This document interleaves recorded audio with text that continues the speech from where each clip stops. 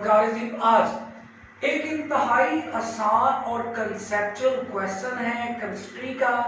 ये 9th से शुरू होता है और ये सेकेंड ईयर फिर बीएससी जो केमिस्ट्री पढ़ने वाले स्टूडेंट हैं, और ये कंसेप्ट जो मैं देने लगा हूँ, अगर आप इसको आज गेन कर लोगे, आप सीख लोगे, तो 9th से ऑनवर्ड आप लोगों को हेल्प मिलेगी और कभी भी इनको याद करने का मसला नहीं होगा। वो टॉपिक क्या है? आयनाइजेशन एनर्जी और ट्रेंड इन पीरियोडिक टेबल। बिल्कुल आसान बातें होंगी। पीरियोडिक टेबल के अंदर हम लोगों ने इसका बताना है ट्रेंड।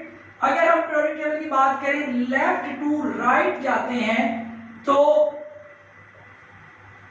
लेफ्ट टू राइट जाते हैं तो इनको हम लोगों ने क्या कहने दी? लेफ्ट टू राइट वाले जो है वो पीरियड्स, वो क्या है जी? पीरियड्स। अब अगर हम पीरियोडिक टेबल में बात करते हैं, अगर हम टॉप टू बॉटम आते हैं तो ये ग्रुप्स हैं। ये क्या है जी? ग्रुप्स हैं। अब हम लोगों ने जो ट्रेंड बताना होता है वो इसी तरह बताना होता है कि पीरियड में जो आयनाइजेशन एनर्जी है वो कब इंक्रीज होती है, कब डिक्रीज होती है, ग्रुप्स में कब इंक्रीज हो रही है और कब क्या हो रही है? डिक्रीज हो रही है। दो तीन बातें आपने याद रखनी है। मैं लेफ्ट टू राइट जब पीरियोडिक टेबल में जाते हैं तो होता क्या?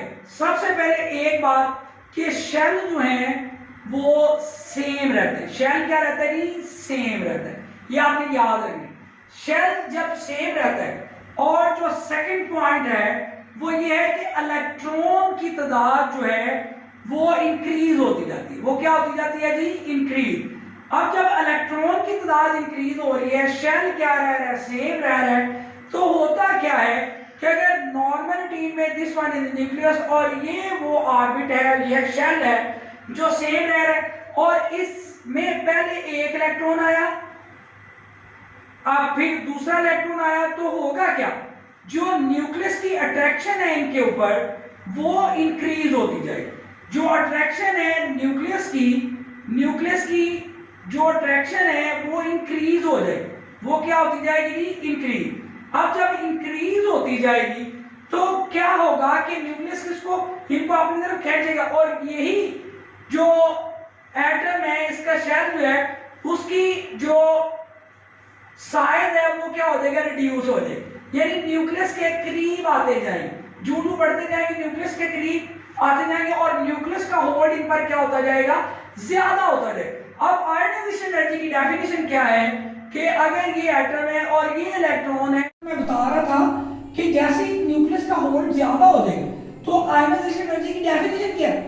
Energy required to remove the outermost electron, यानी कि इलेक्ट्रॉन को यहां से पिक करना है और इधर लेके आना। अब गैस स्टेट, और इसको आयनाइजेशन एनर्जी कहते हैं। जब न्यूक्लियस छोड़ेंगे नहीं, कैसे निकालेंगे? बहुत मुश्किल होगी, और दैट्स व्हाई हमें ज्यादा एनर्जी लगानी पड़े।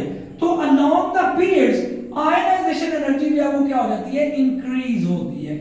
और ये सारा कांसेप्ट मैंने आप लोगों को दिया कि कैसे along the periods ionization energy increase होती है, और मैं नेक्स्ट लेक्चर में बताऊंगा कि ग्रुप्स में इसका क्या इफेक्ट है। और मेरे साथ बने रहने के लिए मेरे चैनल को सब्सक्राइब करें और वीडियो को लाइक करें।